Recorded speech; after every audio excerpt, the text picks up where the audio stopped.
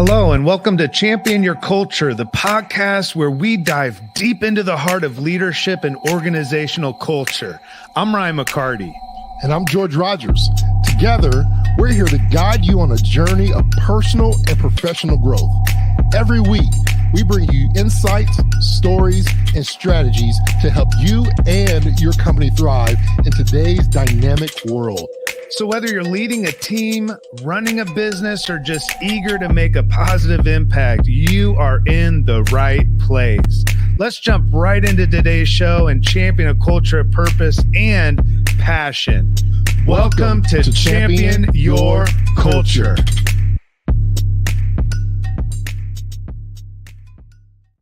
What's up, man?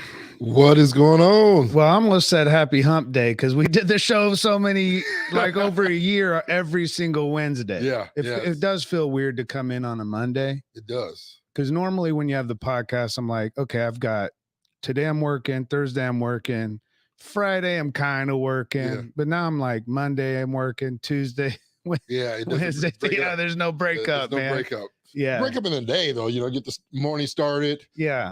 Well, if Wednesday's hump day, after the podcast. If Wednesday's hump day, what's Monday? Monday. Grump day? Grump day.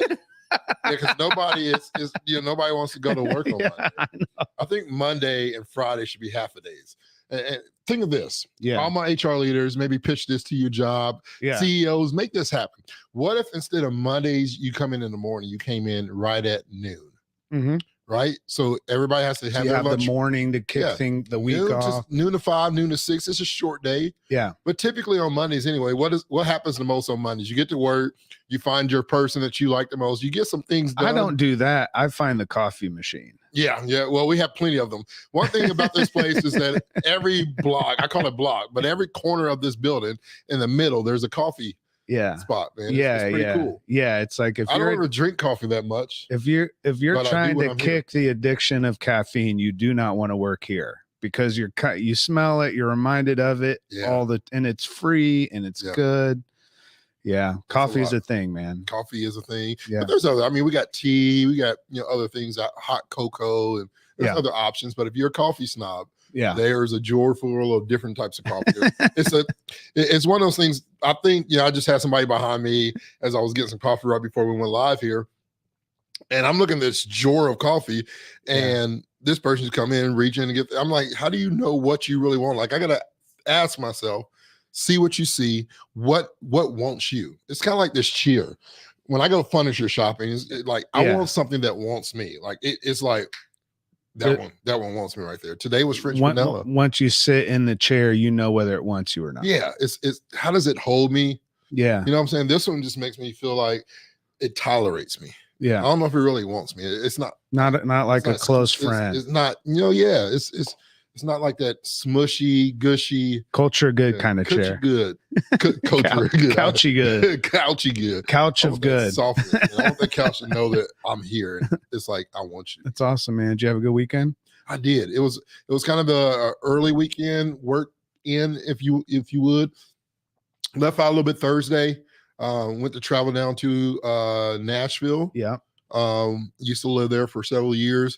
And I had a friend, shout out to my buddy, Aaron Emer. I won't say he's from London because he's not from London. Yeah. He's from the UK, but I always introduce him as, hey, my friend from London. Got that British accent. But yeah. So he sounds a lot smarter than everybody else. Yeah, he's a snob, man. There's so many people out there that knows that he's just a rude prick. No, he's a really nice guy. He's a really nice guy, but he comes here for 2 or 3 weeks every year. He tries to, with COVID and all this stuff, it's been a while. So this is his first trip, but he comes here every couple of years, and every year for a couple of weeks for Pacer. He's a huch Pacer fan. Nice. He has a whole sleeve of just Reggie Miller, Jermaine O'Neal. It's a good year to come. After a couple of bourbons, you might see Mel Gibson, but it's not really Mel Gibson. The more he drinks, the higher his shirt goes. Yeah, so it's pretty interesting. Yeah. That's nice. So shout out to Aaron. He was here. We went down to Nashville. That's cool. Showed him Broadway, some good food spots, some good dance, some music. Nice. And then went over to Atlanta for the Hawks Pacer. We traveled down for the Pacers game. Yeah.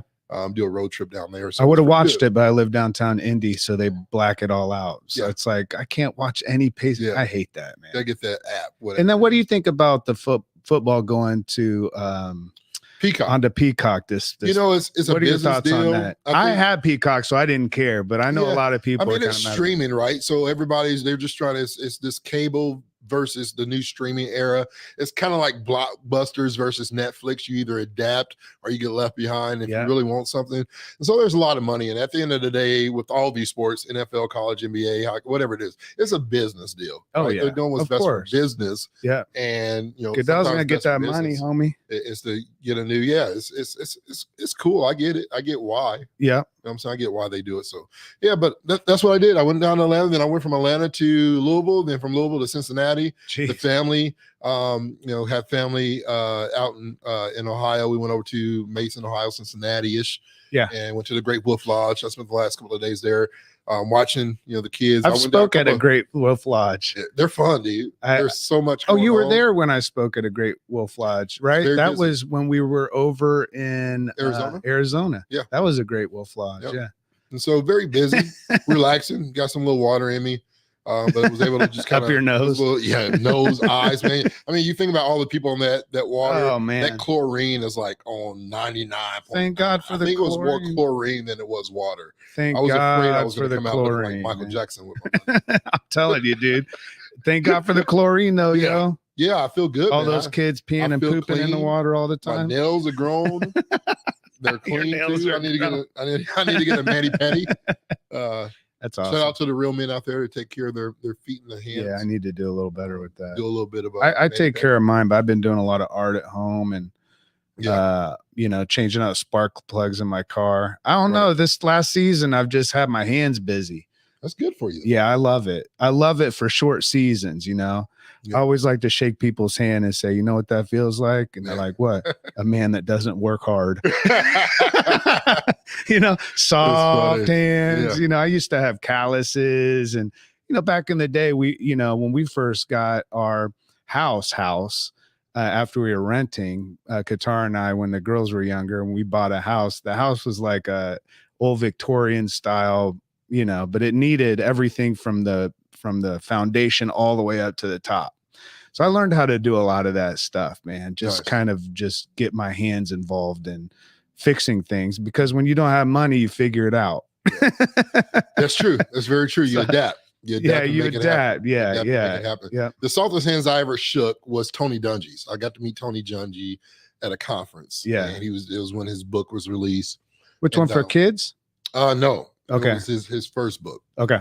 And as he was coming in, I noticed that he was, putting he had somebody with him. They square a little something, he rubbing his hands together. Nice, yeah. And especially during the winter. Walked through, me and my friend JJ, we walked through, and as I shook his hand, I forgot my whole purpose of meeting him. Yeah. I was just really so soft. I was like, pause, but I was like, I want hands that are soft like that. I know. Like, I want people to shake my hand and be like, this dude got good hands. Yeah. Because I know, like, anybody that knows me, I always sarcastically used to tell people, like, let me build it. Dexter Emery. I can build that. Right. And the reality is, man, is that although I can use the hammer nails drills, like when it comes to hanging stuff, I'm a little OCD, so I do some of that stuff. But oil changes, Pops taught me how to do that, but I'm like, man, I want my hands all nasty. Well, we were just laughing about this sign, bring your soul to work, how it just feels just a little bit off. I don't know. It's the ground. It's slim. it's definitely the ground and the wall. Every leveler we put on there says it's even. It's a mind trick. You know what? It's perfect. It's perfect-ish. Yeah, it's perfect-ish. There you go. Yeah. It's almost there. It's like just there. That's what we're talking about. Last week, obviously, on the podcast, and this week again, perfect-ish. Because there's no such thing as a perfect culture, and apparently there's no such thing as a perfect hanging sign. Because it depends on how you look at it. When I look like this, it looks like it's coming my way. When I sit up here, it looks like it's going your way. It's all so about it's all perspective, perspective and perception. Yeah, your perception. Your perspective determines your perception. Yeah, it's good to know. Anyway, Martin Luther King Day as well. Shout out. Absolutely. To all those who are celebrating Martin and Luther this King. Is like the month of National Mentoring Month, which I think is really powerful, because when we think about Martin Luther King and his legacy, a lot of it was the investment that he made and the entire movement made into the next generation. Yeah. In terms of mentoring and raising up and the fight for racial equality and for civil rights, and I think it's definitely a good time to talk about that kind of thing. There's a lot DEI is catching a lot of heat, man. Normally it's from people that don't want to be held accountable to that heat. Mm-hmm. You notice who doesn't like DEI right now, right? People that don't want to be held accountable to DEI. Yeah. Now, I think there is some aspects of it, but I mean the fight for that equality and for racial justice and all of that continues to this day, right? I think the dream is still a dream. I think there's aspects obviously that we've progressed since his time, but also like I think there still needs to be those dreamers. Yeah. And when you're a dreamer, not everybody agrees with your dream because they don't have the same dream you do. Right. That's what's powerful about a dream. Yeah. It's that, if you're a dreamer, you're known as a dreamer because what you have in mind as a vision is not yet in reality. That's why we call it a dream. Yeah. So I think that is still the case, right? And so I think it's really important to honor, but also not just put a quote up on LinkedIn and that's my check the box. Yeah. For the rest of the year. You got to do that work. We can totally change the whole topic of today because this is, it's a conversation, right? Yeah. Because, DEI was a thing for about 1.5 years, 2 years strong. Yeah. In, corporate America. And those who are no longer have it as a strategy, right? A focal point, right? DEI is one of those, there's certain things that are heart issues. Heart things, right? It's heart. Heart. Like it's got to be in your blood. It's part of your DNA. Yeah. It's not something that you're putting together. Yeah. We've seen a lot of companies kind of push that aside, cut off, right? Yeah. We've heard of the number of people that are when jobs were getting cut, those are some of the top ones. Mm-hmm. Right. And we'll just tuck it underneath somebody else's role. Yeah. If they are able to accomplish A, B, and C, because at the end of the day, it becomes a business focus, right? Right. Everybody's now business focused because of the scare or the uncertainty of what the economy was going to do. But when it comes to certain things, it's a hard issue. It's culture is a hard issue. Yeah. Like, do you want to have good culture? Right. Yeah. And I was thinking about that with having a perfect-ish culture, because it kind of goes along with it too. How do you get there? You have to have a caring leader. Right. And you have to have an actionable plan. Yep. And if you don't have a caring leader, it doesn't matter if you have a plan or not. And I think a lot of plans were put into place in 2020 specifically, and for the 2 years after that, leading into 2023, a lot of plans, actionable plans. But the question is, do we have the caring leaders? Because the caring leaders will be the ones who carry that, right? Yeah. They're the carrying leaders. They're the ones that carry that forward. They own it. If you don't have caring leadership, caring owners, caring CEOs, people that really get behind this effort, and it's more than an effort, it's a culture, right? It's like, when we talk about racial equality and we talk about justice across the board, that's a cultural issue. That's something that, society is not going to be perfect, but it can be perfect-ish. Yeah. And the way that we become perfect-ish, we talked about last week, is we become effective, more effective by improving. Right. Like, how are we improving? And it seems to me as though we're doing less improving and we're going backwards. We're taking steps back. We're going back to the comfort zone of what we know. And and there's no such, I used to say this all the time, there's no such thing as comfortable growth. Yeah. Can't find it. No such thing. When you're growing, it's uncomfortable. That's just what it is. It's, the talking about getting out of your comfort zone. But, we always talk about, if you want to build trust, you have to be a leader who's accountable to something or someone, to an ideal that is beyond you, bigger than you, that has more of an impact than just on you. Right. And I think, the greatest leaders that we've met are those that are willing to take on these dreams, these ideas, this vision for a better future. Right. And be accountable to that and say, hold me accountable. Right. Not just that self-accountability, but am I willing as a leader to be held accountable? Yeah. That's a whole nother thing. Cause it seems like those that are leaders, have a position, have a title, are better at trying to keep their people accountable and wondering why there's not a culture of accountability. And that's because the leader themselves, they're not embodying accountability. Yeah. You can't, talk something you're not willing to walk something. Yeah. It's like you have to practice what you preach. You have to. You keep on telling me this. Had to bring the song. Keep singing, practice, man. I didn't track with it just yet. You just got to practice what you preach. Yeah, you do. Yeah, that's important. You want to you before we get into that, because I want to do a recap and then get into these last three. But rumor is that we have a craziest shit in HR. Yeah, let's pop into that. Laugh a little bit. Is that cool? I got to find it on my phone here real quick. So do you want to hit the So yeah, we'll do the craziest in HR. And have people go there for that intro. You ready? Yep, go for it. Ooh, there we go.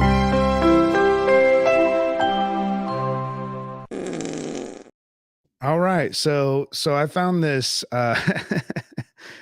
Tell me what would happen. So you're in the bathroom. You're about to use the restroom. I don't know why it always comes back to this. It is the craziest shit in HR, right? Yeah, literally. So this employee sent a picture of a letter that was posted on the bathroom wall. Okay, it says it's a letter. Yeah, I mean it's a picture. It's of just a couple sentences in the bathroom. Yeah. Well, you said in the bathroom, then picture. Yeah. And then I was nervous about what the picture was. No, it's just a letter. Yeah. Okay. It says, "Please be seated." Okay. The lighting timer has been optimized according to the Cleveland Clinic standard time for a bowel movement. All right. When the lights go out, you have exceeded the average time needed.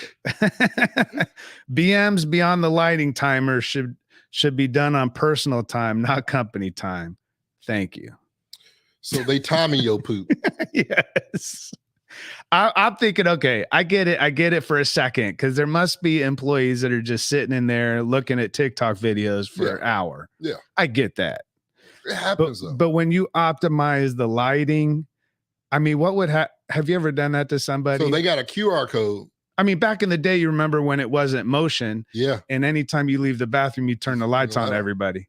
Yeah. Even if you knew that, if you had a friend in there taking a dump, you just turn it off. Yeah. Right. Yeah. But it ain't funny when you're in there by yourself and it's dark and all of a sudden the lights go out and you can't even find where the toilet paper is. So they're being efficient with their electricity, saving money, while also urging you to stop urging yourself to let loose what is holding you.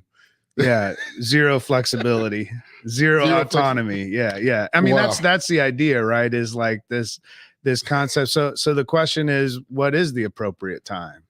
You know, if you have an employee in there for 25 minutes, at some point you're like, this ain't happening. Yeah. There's some people I know that can go in 5 to 7 minutes. I don't know I wish they would have told us what the actual I looked it up. Limit. I looked it up. They get 10 minutes. It says 10 to 15 at most. 15 minutes is the most. I think I mean, that should be good. And you do have people that have physical challenges and everything else, right. And that's a whole separate conversation. We're not talking about that. Or if somebody has issues, food poisoning or something, bad chicken. Yeah, just go home go home on your personal time anyway. But so 10 to 15 minutes. That is interesting. Yeah. I would hate to be that HR leader that enforces that rule. Yeah, exactly. You got to deal with people's shit literally every day, all day long, all week long. Well, only 10 minutes of it. Well, I mean, if they go over, do you deduct that? Like, how do you get away with deducting? Oh, there'll be shit to pay. Yeah. Like literally, do they have to work long? Like, do they extend their hours? Do they cut their pay? Do they cut out? I mean, you can't take somebody's hours if they're working. No, I think it's just ridiculous. I mean, if they work 8, technically in most states, you get like 2 10s where you don't have to clock out. And so if anything, you can say, listen. Wasn't there like on the Amazon floor for a while, people were talking about how people were using the bathroom in buckets and stuff because they didn't have time to go. I don't know if that was all true or not. In the States here? Yeah. Man. Yeah. Like they weren't given bathroom breaks, man. That's unfortunate. Yeah. I mean, hey, when nature calls, like you don't want me to go in the bathroom. Yeah. This is going to get really crazy, yo. That is crazy. Well, that is a sponsor segment, Culture of Good. Yeah. Crazy shit in HR.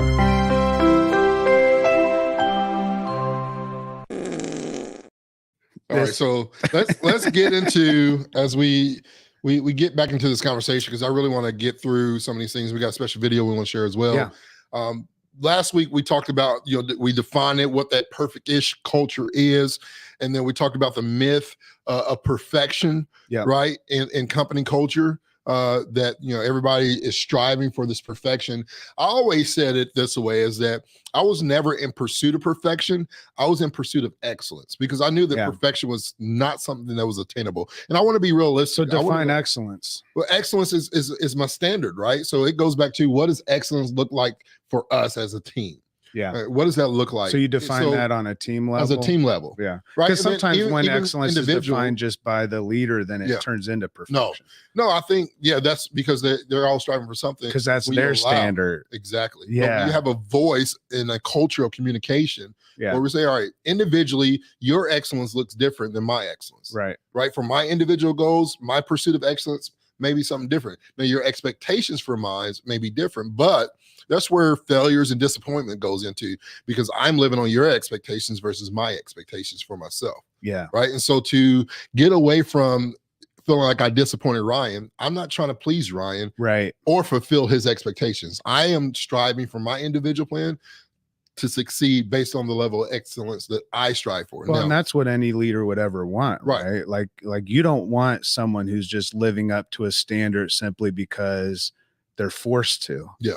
You want people that, like, when you have a standard in expectations, you don't have to worry about that, because they're self-led and they're self-motivated. I think some people are a little more self-motivated than others. And I think it is good for leaders to express their expectations. But to your point, if you have high expectations for yourself, there'll be less conversations that I'll have as your leader, whoever that is, a leader who has a team of what we would consider rock stars, are not perfect. Again, they're perfect-ish, but where they do strive is in that sense of excellence. It's in that sense of, like, how do I bring my best?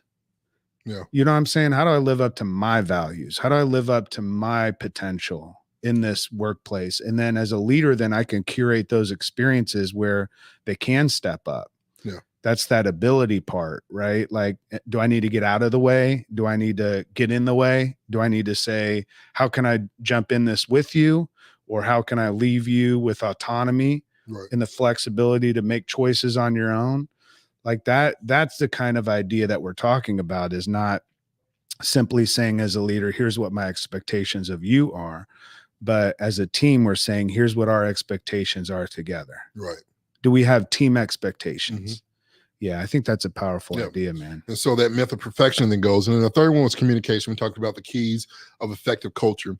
Number 4 today, as we kick off on this discussion, is talking a little bit about what we kind of a recap. This is really a recap of what we've kind of gone through a lot of, but that flexibility and autonomy and what that truly means in regards to not just flexible work hours, but options. What does that look like? Because what Ryan's work life may look like is a little bit different maybe from mine's, right? So that flexibility within understanding, obviously, if you're a doctor, you got to go into work to do what you got to do, right? There's I mean, a pilot can't be flexible, right? Not yet, until we get a self-driven flight, right? But it comes down to really empowering employees, to make those decisions, the right decisions, right? So when I have a leader that trusts me, and really has impacted me, and developed me to understand the business practices and the strategies, my responsibilities, and the resources that I have. We have open communication. So when I'm lacking resources, I have the openness that I can give open, feed forward, as we talked about last week, to say, hey, this is what I need more of in order to fulfill my job, in order to be able to maximize the flexibility that the work is, right? Now, understanding as well, and this is why a lot of people say we can't do flexibility, because we have some employees that do try to, take advantage of those, not necessarily fulfill their jobs and their responsibility and their duties.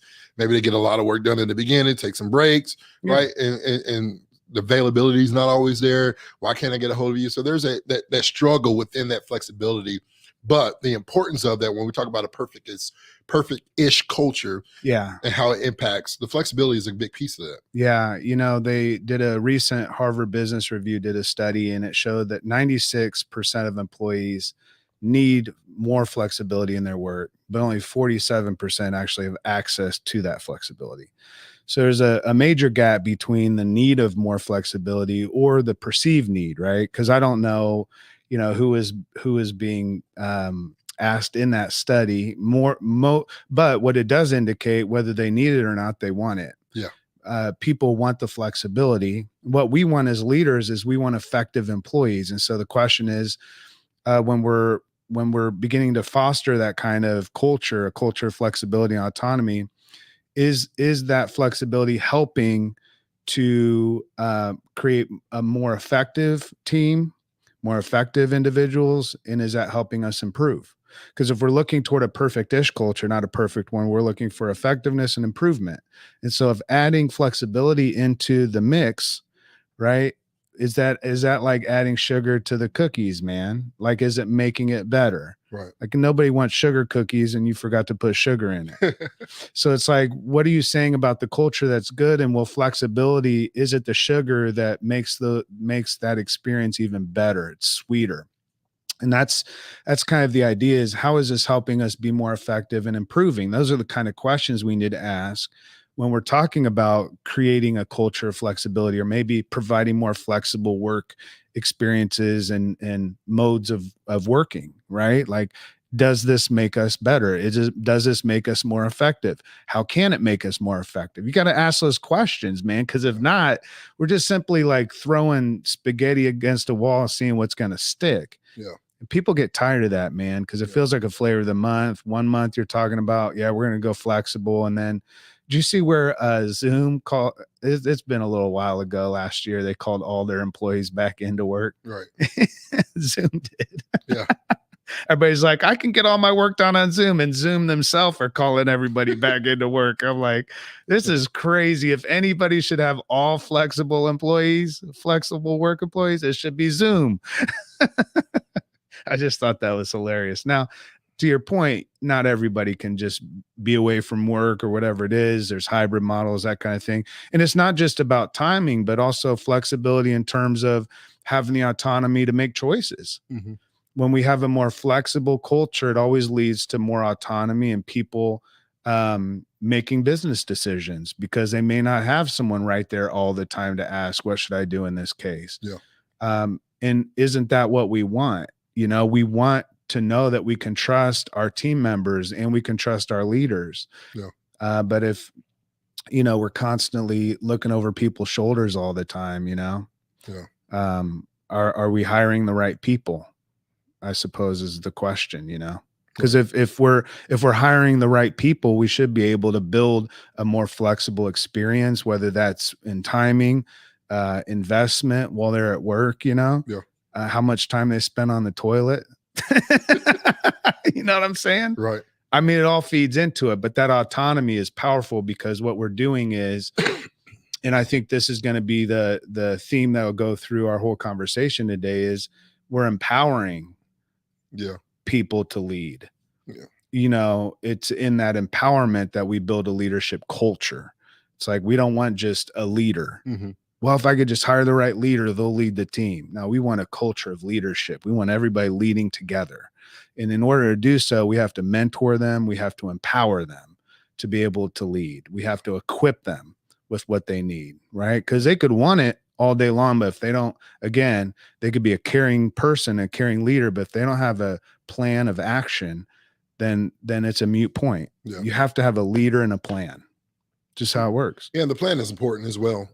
The strategy for it. The strategy behind it. And then, as we always talk about, using that ACAR step within that process to make sure that you are, one, not just jumping to a decision just to make a decision, right? Yeah. Whether it's flexible, work, or whether it's, hey, we're all coming back to the office, no matter what the strategy or the plan is or the decision that you're making, you got to be able to say, hey, this is the place, purpose, right? This is why we're doing what we're doing. This is the outcomes that we're striving for. This is what we really expect. how does this involve, right? Then open dialogue and communication so other people can say on the team, how does this impact their work and responsibility? Get feedback, right? A lot of companies just thrusting themselves into a decision and just running into it. It's where a lot of those things fall apart. Where they're just diving productivity drops, culture. How do we drive culture, and how do we have a good company culture when we're not together? Yeah. Right. Yeah. That's all those thoughts that kind of run in your head. And we go back to what we always say, it'll work if you work it. You just got to put a plan and strategy behind what your purpose is behind it. Yeah. How does it impact others? How does it influence others as well? How does it influence you to want to be with our company? How does it impact retention? How does it influence people to want to come to our company? Right. There's always you think about all those angles, right? To the decision that you're making. So there's always going to be the impact of those you have, the influence of those you won't, and really building that around it to make sure that it fits, where you want to go. And I also want to say, not everybody, I mean, that's a pretty large stat, 96% need more flexibility. But not everybody loves to work at home all the time. And I think that needs to be considered too. Yeah. Because I think during the pandemic, it was obvious, like, there was a lot of time spent pausing from your everyday kind of work. And people were recognizing, some people recognize, oh, I actually get a lot of work done when I'm at home. Other people were realizing my spouse can't wait for me to get out of here and go to work. You know what I'm saying? Like I have to go to a coffee shop, and then you're buying coffee every day for $8. Like you were talking about my house. Well, kind of. She did say that, didn't she? After a few days, it's like, George, can you go to work, or Ryan again? Yeah. I mean, that's a thing too, right? Because if you have kids at home and it's some work just doesn't, and some personalities, whatever it is, how do we best collaborate? Again, can we be effective in that?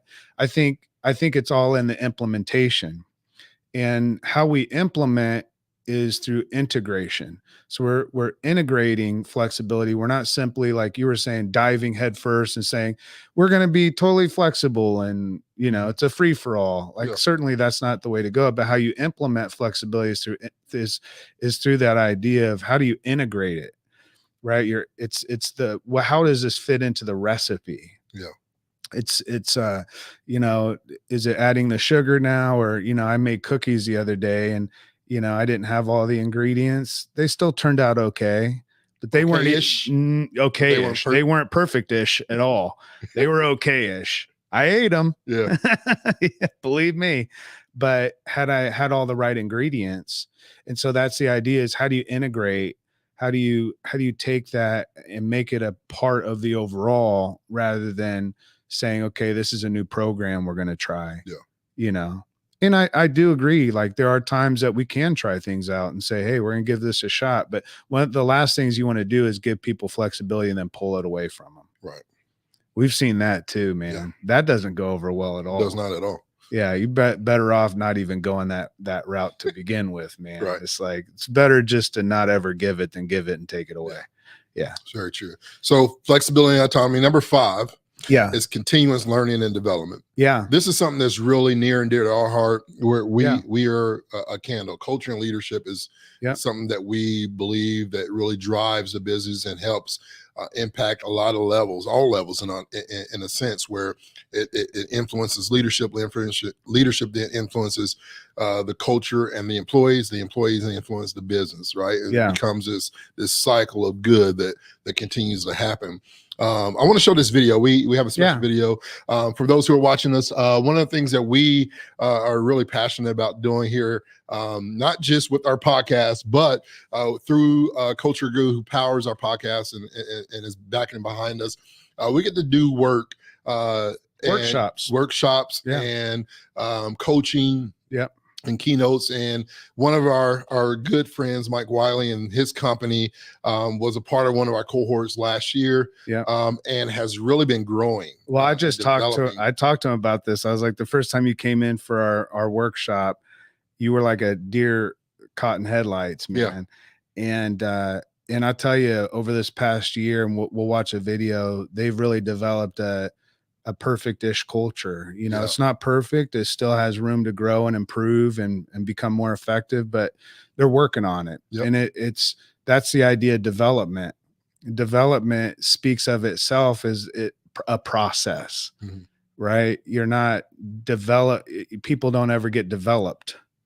You know what I mean? We're not like a picture that you throw in a dark room and you're developed. You know, like it's developing. Or a Polaroid where you just shake. Yeah, shake it like a Polaroid picture. All right, here's the video.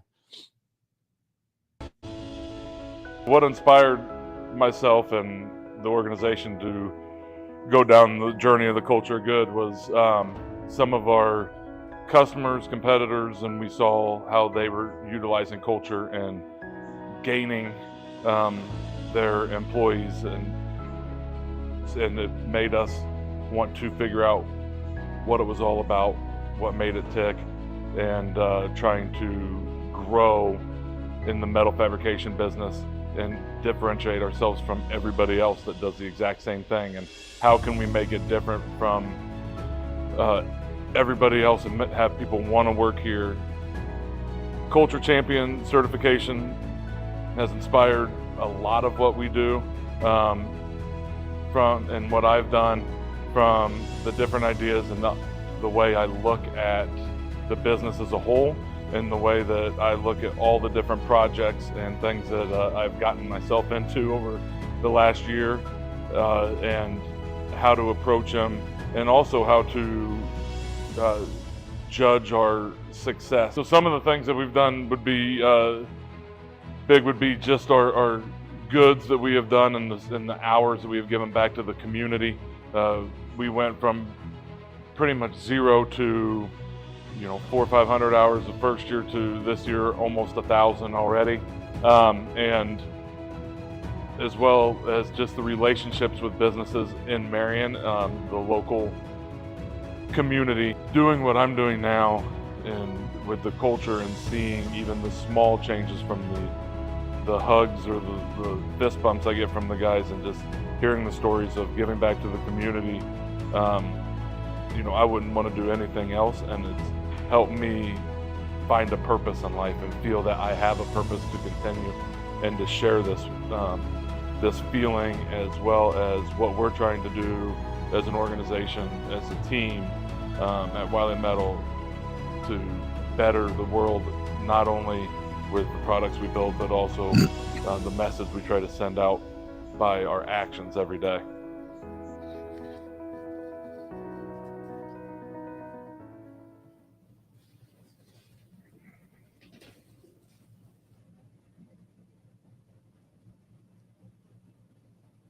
Oh, well, I guess I have to remove the video. It's pretty good stuff though, isn't it? Yeah. To see where Mike started, as you mentioned right before, even in the cohort, like his body language is, the shyness in a sense, and to see the influence be on site with him, and see not just the way he speaks to his team, but the way the team receives him, acknowledges him, how they speak to him. They speak to him, that's right. Powerful. You can tell a lot, and we get this feeling a lot as we're walking through organizations, and you walk through and we see as people are introducing us, we're doing a tour and somebody introduces us, and the tour is all about them introducing us versus somebody saying, hey, introducing themselves, or acknowledging that person who's doing that tour.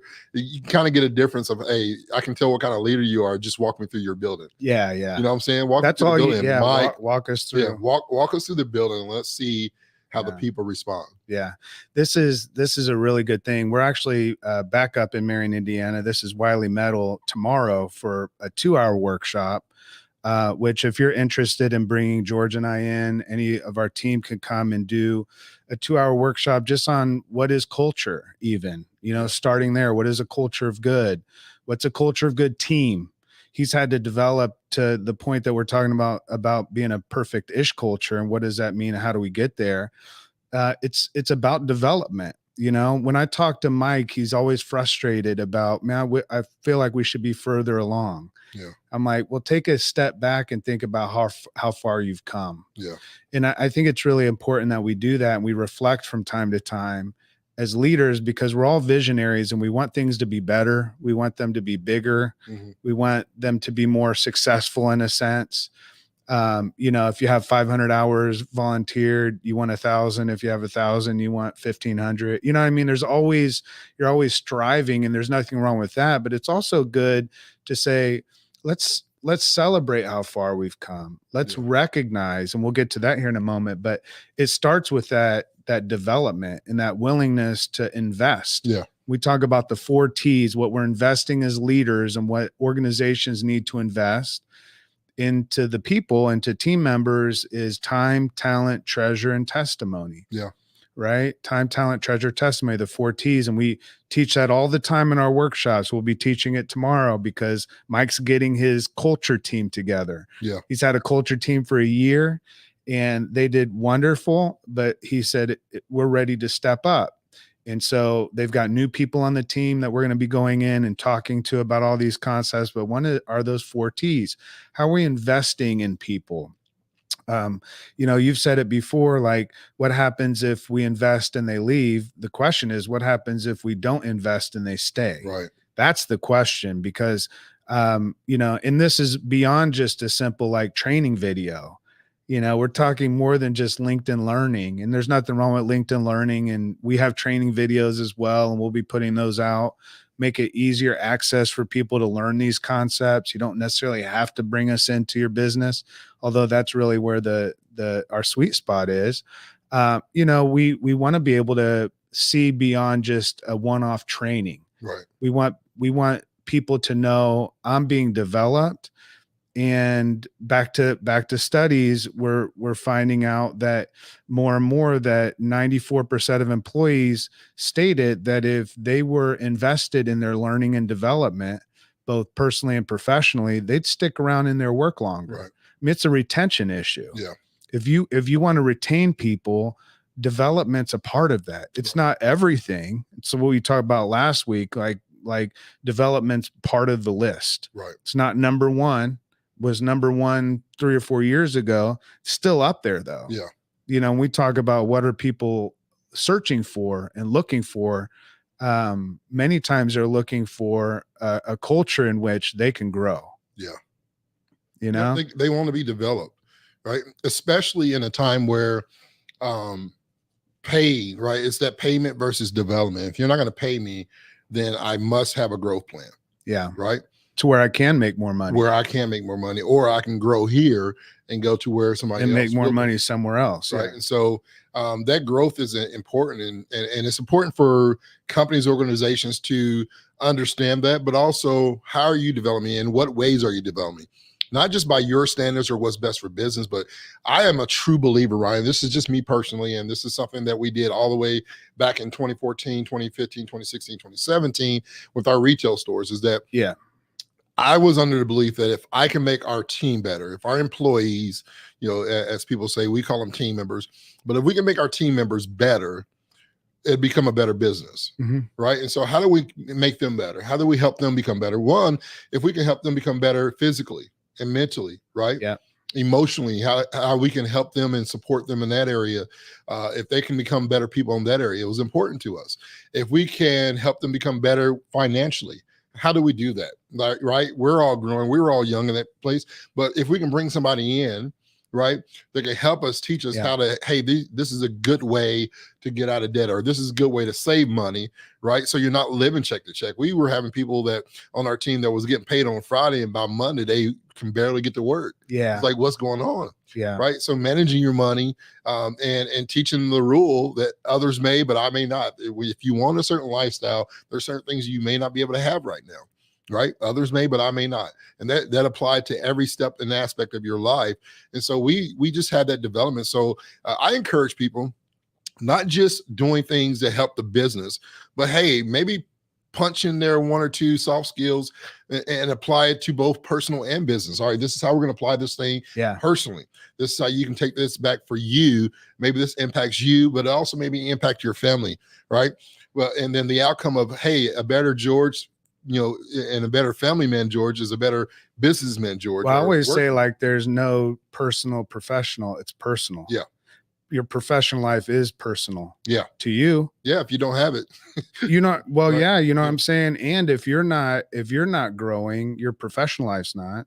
Yeah. When we're coaching executives, the big thing that I'm always asking them before I ask them what they want to see more of in their team and their business is, what do you want to see more of in yourself? Yeah. That's the first part of the 3-part question. What do you want to see more in yourself, your team, and your business? It starts with self, that self-leadership, right? And I love the idea of talking about flexibility and autonomy leading into this concept of development, because we also want to create environments where people are learning on their own, that they're afforded the opportunity to take courses or to learn through these workshops or whatever it is that we've provided, where people have the autonomy to want, because then we can see who really wants to grow. Yeah. You know what I'm saying? Yep. And some of it needs to be obligation. Like, we all need to grow in this area. We're all going to do this and learn this together. Yeah. But in other ways, I know I just talked to one of the team members here at TCC and the Round Room family, and they were talking about how excited they were because they were able to take like 2 or 3 courses last year where they grew personally. Yeah. And it was afforded to them because they worked here. Mm-hmm. And that idea mattered to them. So you can find learners. We know that leaders are learners. Yeah. And if you're learning and you're always in that constant growth, like, you always have something to learn. LeBron James still shoots around before the game. Mm-hmm. He still has a coach around him to say, you might want to think about this or do that. Not as much as he used to. Yeah. He's coaching, he's mentoring younger people, but he's still coached. Yeah. We always have room to grow. We always have room to develop. And I think as leaders, we have to recognize that ourselves, and also know that our team members that's what they're looking for. Right. That's one of the major things I would say that they're looking for. So that's a big one. I like this flow, and this is the end of our conversation here as we're moving into it. But we start with this idea of flexibility and autonomy. Mm-hmm. And because we've created an environment where that's a part of it, more people are given and afforded the opportunity to grow and develop. Mm-hmm. Right. And they use their autonomy and flexibility to do so. Wonderful opportunities. If you're at home and your work doesn't take as long because you're not having to drive all the way to work or whatever it is, you're not distracted at work, you get work done sooner. Why not throw in some of that development and give team members an opportunity to use that time to grow and develop, right? So it creates that opportunity. And as they're growing, make sure you celebrate that. Yeah. We used to say a phrase, people go where they're celebrated, not tolerated. Yeah. You know what I'm saying? Very true. Very true. If I'm tolerating, I don't want to be tolerated, man. I want to be recognized. Yeah. And that could mean different things for different people. I love public recognition. Yeah. You want to speak to my soul, man, get me in front of people and say how great I did at something. Yeah. I just love it. Yeah. But other people would shy away from that. You know what I'm saying? So recognizing that in people and saying, all right, do I know each one of my team members? Do I know what makes them tick, and how recognition can really ramp them up and get them going? You know what I'm saying? Like motivation. How do we motivate people? Well, it's more than just hiring yourself or I to come in and do a keynote. Yeah. We have to have a culture of motivation, a culture of appreciation and recognition. Right. Am I being recognized? Am I being seen? If I'm putting this hard work in, what happens because of that? Yeah. Yeah. Yeah. The importance of, and as you said, creating that culture of appreciation. And we see this a lot. I know a lot of good companies, and there's a lot of good HR software and tech companies, HR tech companies that do recognition and rewards, that provide a great service and a great platform for you to be able to implement very easily within your organization. Yeah. But creating that culture of it. And it's not just another, hey, a feel good moment. We got this, software and this thing's going to make us feel better. Right. Your employees, again, has to embody. You have to first embody this, right? We talk about that all the time. It must be who we are. and before not people simply embrace it, not simply what we do. Mm-hmm. It has to be who we are and not simply what we do. Right. What we do should be the outcome of who we are. Who we are. Yeah. Right. It's that true fundamental factor of culture. Yeah. I feel this way. Yeah. I believe this way. Yeah. So I act this way. Yeah, my behavior is this. And so being able to have that culture of appreciation is so important, especially as we talk about this perfect-ish culture. Yeah. This is a really good one to end on, because as people are leaving, for instance, we've had a lot of people leave the company. We know people who leave the company. Yeah. I love those stories, and we run into several people that say, "Man, I used to work for TCC." I've met several people that know who Ryan McCarty is or Scott Moorhead because they used to work here. That says, "Man, I know all about them. This is what it meant to me. I miss it. I'm working for this company, and I've grown and developed underneath this culture of good at TCC, and this is what I'm getting to do now. I'm trying to bring this here." Yeah, it's that appreciated. They're so appreciative of what they had, even though they're not here anymore, that it's still a conversation. You know, one of the greatest, Ryan, one of the greatest marketing tools is not what you're producing in the house. It's what your employees are being able to produce out of the house. It's your ex-employees. When they walk away and they can say, "Man, that's a great place," or, "Hey, I recommend if you're in this area, I don't live here anymore, but man, you should go work for this company." What do all your exes say? Yeah. And that's a good podcast coming up soon. All my exes. They all live in Texas. It's interesting, isn't it? Yeah. It's because you do meet people that maybe the relationship didn't work out, but they still are highly talked about by their exes. You know what I'm saying? And that just shows a level of character. Yeah. Because there's not gonna be a perfect job. No. There's not gonna be a perfect employer. There's no perfect employees. There's no perfect leader. No, there's no perfect anything. Yeah. And I think the idea is how are we effective? Right. And can we be more of that? Which means how are we improving? Right. And as long as I'm improving, that's perfect-ish. Yeah. You know, and I think that affords us also the opportunity to not be so critical of people. Right. You know, to be able to say, "Man, they hit the mark on all these things. Yeah. They're perfect-ish." Yeah. A lot of times we say, "Man, they missed the mark on those things." We focus on what someone does that's way less than perfect or way less than okay-ish. Yeah. You know what I'm saying? As if we have to hit the mark all the time. And there's that level of perfection that it's just not real. Right. And I think that comes from, Ryan, I think it's, having that perspective is so important, because understanding that perspective is, if I can talk about what we accomplished. Yeah. And why that accomplishment as a leader behind the scenes, I think, man, they really hit the mark here. We missed the mark over here. But let's talk about why this is here and this is here. We can kind of strategize behind the scenes. But what I will want to do is, with that employee, I'm focusing on, hey, you really hit the mark here. Yeah. What can I do to help you keep going in this area? Right. Because this stuff over here, I can work with.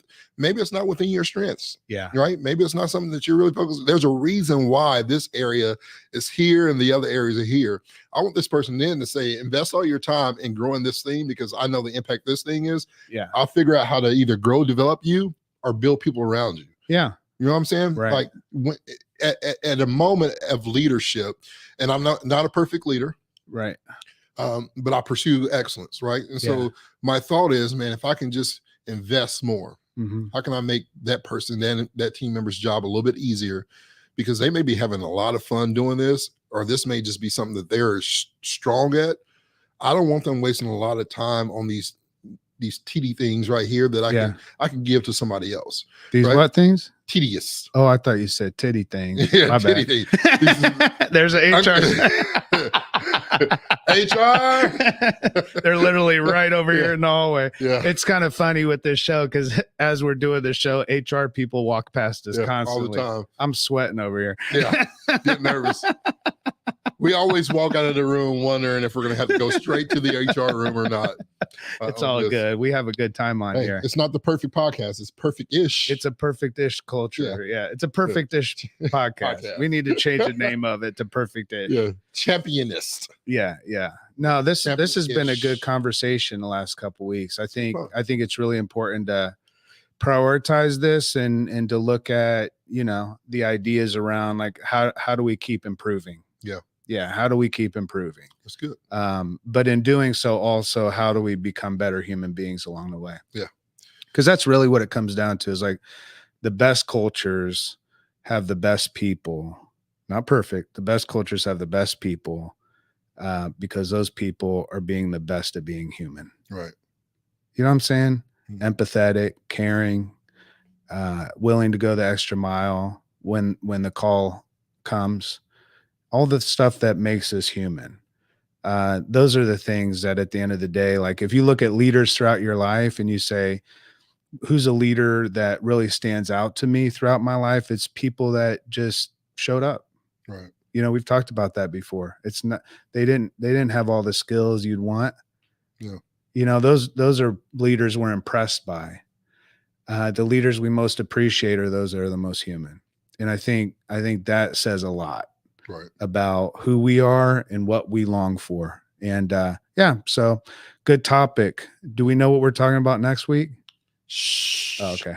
It's called Shh. Get real. Shh. Gets real. It's real. When shh gets real. Yeah.